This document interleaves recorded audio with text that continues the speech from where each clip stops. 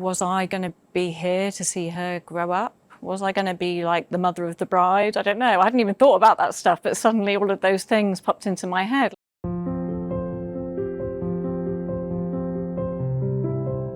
My focus is really on putting together strategies for clinical trials in oncology. I've worked for many years in operations, so really delivering the trials, and this was an opportunity for me to get back to the science. I had a little, it wasn't even a mole, like a red spot on my leg, and it was sort of hanging around, and then it was bleeding and just started to sort of trouble me a little bit. And it was actually my husband that said, "Why don't you just go and get that checked out by the GP and then you can forget about it."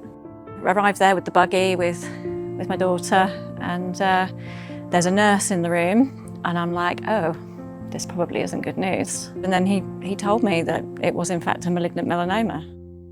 And I literally, in that moment, it was like it's quite hard to explain. It's like the world is just spinning around you and you're just in a kind of daze. I had a 60% chance of being alive in 5 years' time.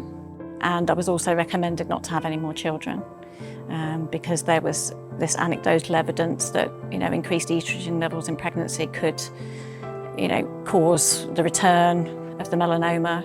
Yeah, that was a pretty low point right there, because we were right in the middle of kind of creating our family, and we kind of stopped in our tracks for a while. I didn't want my daughter to not have a mum. I didn't want my husband to not have a wife.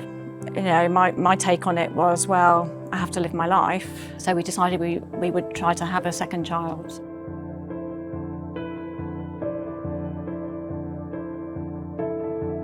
It's a picture that's on my wall in my office it's the moment when my daughter met Maxwell. And I can remember I was sat on the bed and I was holding Maxwell, and I just thought to myself, when she puts her head around that curtain, life is going to change. And yeah, it was the little family that we wanted to have, suddenly they were all together.